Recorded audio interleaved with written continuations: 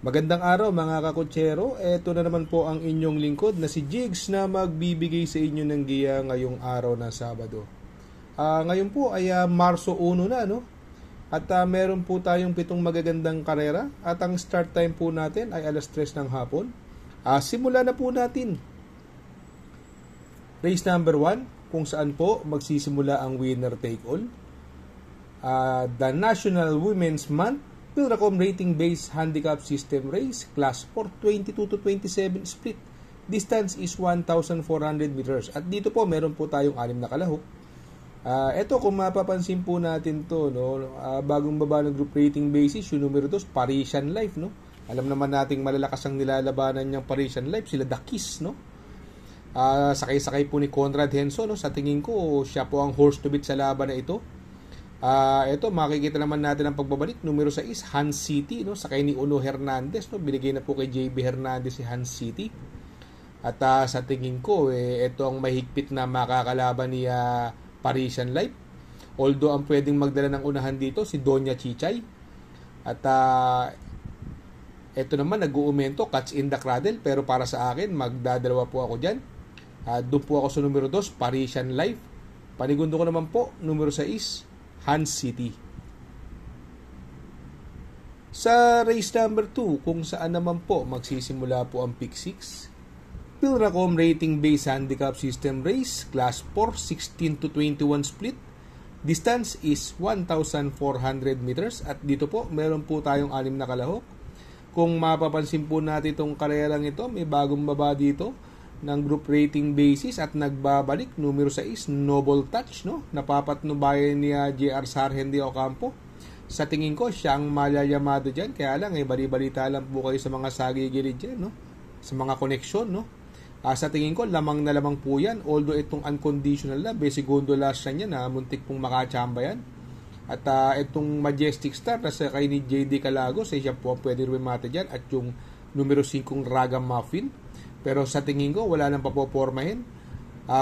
Wala nang papopormahin dito yung numero 6, Noble Touch, no? Basta labas, sa tingin ko, pwedeng suluhin niya. Pero kung hindi naman, sa tingin ko, pwede kayo mag-protection. At ang para sa aking magandang pang-protection dito, yung numero 5, Raga Muffin. Kaya dito sa race number 2, magdadalawa po ako dyan. Doon ako sa numero 6, Noble Touch. Panigundo ko naman po, numero 5, Raga Muffin. Sa race number 3, kung saan po magsisimula po ang pick 5, Pilracom Rating Based Handicap System Race Class 5 11 to 15 split. Distance is another 1,400 meters at dito po meron po tayong 9 na kalahok. Ito bagong baba ng group rating basis, numero 8, Boss Lady, no? Alam naman natin na sweepstakes sa runner yan at tumatakbo ng malaking karera, although hindi itong mga pass run niya hindi masyadong magandang tinatakbo. Sa tingin ko, hindi lang binibigyan ng importansya ng may-ari ito. At papatubayan po siya ni Ed Jordan Guerra, no? Medyo binobuenas itong batang hinete na to. Sa tingin ko, siya po ang malayamado dyan. At kung gusto niyo lang po magproteksyon, ito ang pwedeng magandang protection dyan. Yung numero 2 na si Helgay, na papatubayan ni King Flores. Kaya dito sa race number 3, magdadalawa po ako dyan. Doon po ako sa numero 8, Boss Lady. Panigundo ko naman po, numero 2, Helgay.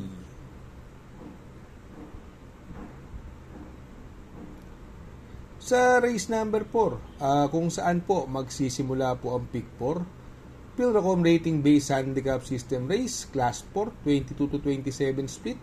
Distance is 1,400 meters at dito po mayroong 7 kalahok. Ito, no? Itong karerang ito, no, sa tingin ko magdadala ng unahan dito, numero 6, Guerrero Warriors, nasakay ni MVP Lapil, no? Solo airy po siya rito, no? Although ang ganda ng numero ngayon ni Wild is the Wind, no? Nasa labas na labas si Wild is the Wind ngayon, no? Sakay ni Bumbum Villegas. Itong si Wild is the Wind, nalaban po sa malakas na laban ito, no? Ngayon maganda numero, kaya sa tingin ko siya po ang napipisil ko rito, Wild is the Wind, no?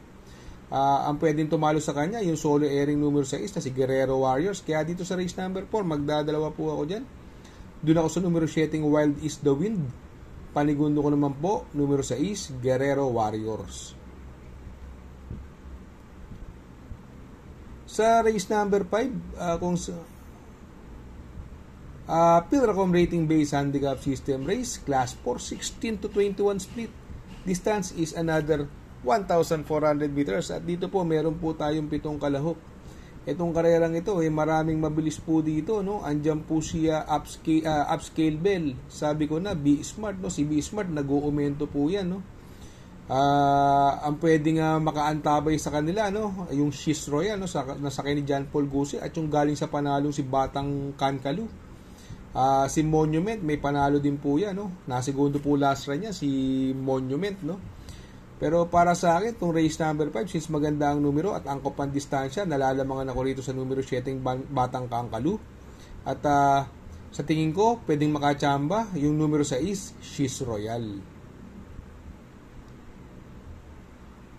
Sa race number 6 sa penultimate race, Pilracom rating based handicap system race, class 5, 11 to 15 split.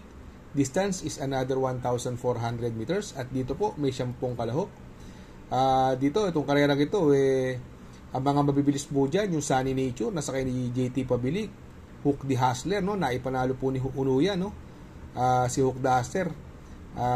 Ito namang Premier Soldado, nanalo din po ang Dihado yan, no? Bandera tapos din po, no? Kung magkaroon ng pressure sa unahan, ito po ang mag-giveaway sa mga deremate. Andyan po si My Dad Bogart, nagaway ni JR Sargent de Ocampo, nasigundo po yan, last run. Yung Hot Rod Hearts, nagagamayan late ni GL Ciego Jr. at yung Achiholi na si Kain E. Abrea.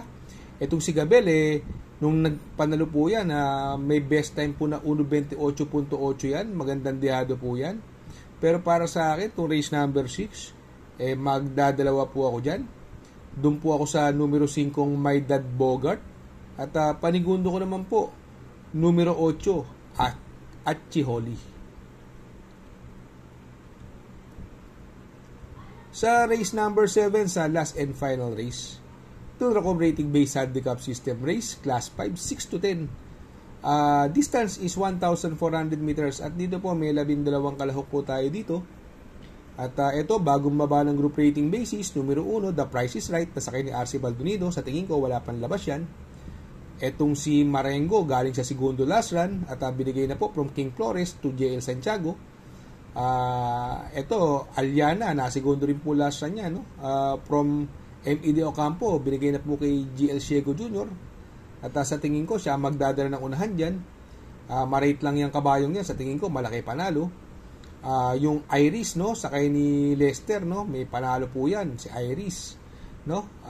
Bigyan lang ng importansya ng may-ari yan. Sa tingin ko, may panalo po yung Iris na yan. Kaya dito sa race number 7, magtatatlo ako dyan. Doon ako sa numero 1, The Price is Right. Panigundo ko naman po, numero 7, Aliana. At isasama ko pong pandiyado, numero 10, Iris. Shoutout nga pala kay Sir Pax ng Barkadahan OTV.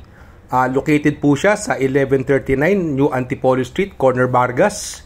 Malapit lang po sa Abad Santos, yung bagong ginawang tulay. Very convenient and attentive po ang mga tao. Pwede po kayong mag-EB at party while betting on racing. Baka magawi kayo dyan sa Herrera, Corner Oroqueta. Andyan po ang Pipay's Halo-Halo. Ang isa sa pinakamasarap na halo-halo at homemade lahat ng ingredients po dyan. Ultimo Ice Cream. Tabi lang po yan ng Pares. At tatapat po ng Kapihan. Shout out kay Sir Arnel Mendoza. Please support his channel. Shoutout po, Sir Arnel Mendoza. Good luck mga kakutsero. Sana po matapat ang ating giya at yung mga nakasunod. Sana po ay magsitama po kayo. Ako yung makikiusap lamang at makikisuyo sa inyo na please like, share, subscribe, and hit the notification bell para update kayo sa aking mga giya. Good luck po and happy racing.